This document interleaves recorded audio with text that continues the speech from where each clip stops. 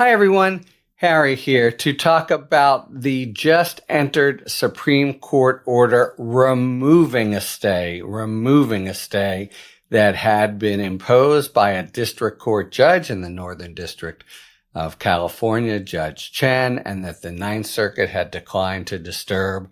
The Supreme Court, by an 8-1 vote, removes that stay. Now, it's Monday, and it issues orders on Monday, does the Supreme Court.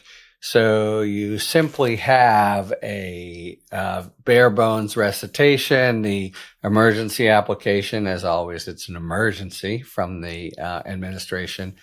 The application presented to the circuit justice, that would be Justice Kagan, and from her referred to the court, is granted. And then just a little bit of procedural explanation, mainly saying the stay will remain not in effect pending whatever the Ninth Circuit decides to do, and then potentially the Supreme Court, should it take the case and take it on the merits. Its decision today stays in effect until some decision on the merits by it issues.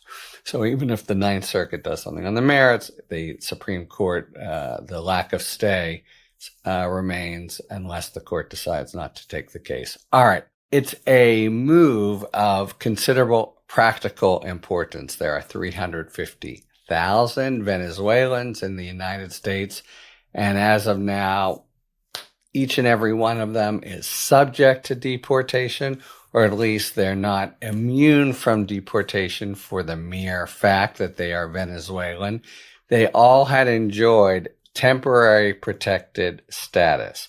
That was something that was entered under the Biden administration pursuant to a provision of the immigration code that basically says if a whole country looks really precarious, hard to return to, really poses the prospect of whoever comes back there being subject to persecution and the like, you can make this categorical judgment that the entire population of residents in the country are not to be deported. And the Biden administration had done that. However, the judgment, and you can imagine the way this works, we can certainly take issue with what the administration did here, and it's not a great surprise. On the other hand, it's not lawless in the same way. The very statute says, and I think I mentioned there are about 3 or 4 countries that are on this list that everybody has TPS. I think Libya is one of them. If that judgment that puts all the residents of a particular country into this status can be revisited periodically by the new Department of Homeland Security. So the fact that Kristi Noem takes a look at it and says, nah, let's have them subject to deportation, maybe callous, maybe hard-hearted, maybe poor judgment, but doesn't seem to be lawless. Now, Justice Jackson's pretty careful in her legal analysis. She's not just sort of hard on her sleeve kind of justice. So she must have had some thoughts about why. She didn't express them. She just said, she would not have granted the application. Now, the Ninth Circuit, as I said, turned down the request for emergency relief, and the district court judge basically said the concomitants of the judgment that DHS under Biden made remain in place. Things are still roiled, and there's still great unrest. It actually, and this seems very much to be the case, people are leaving Venezuela by the thousands, and it is not a nice and easy place to be now. Nevertheless, that was the basis for the preservation of the TPS status. However, the new administration came in and said, we are removing it. And I think you see that, an 8-1 vote that includes Sotomayor and Kagan on the side of saying the administration's request to remove this TPS is granted without any kind of writing or without, a whole lot of back and forth.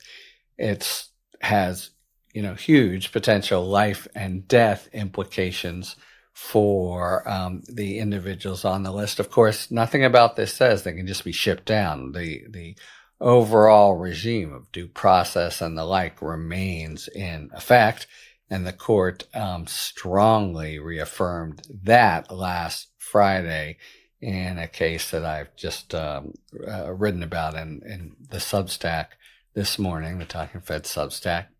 But the basic legal challenge is, it would appear to be pretty well taken that 8 voted for it with no fanfare.